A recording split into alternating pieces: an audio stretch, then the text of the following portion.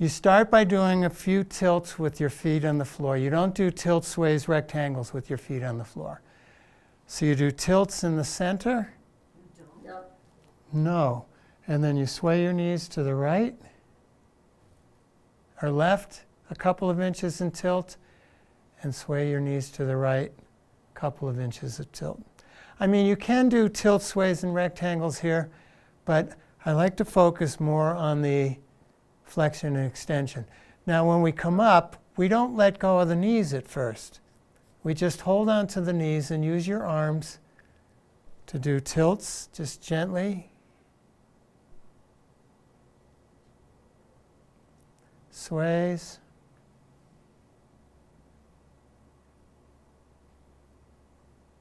And rectangles.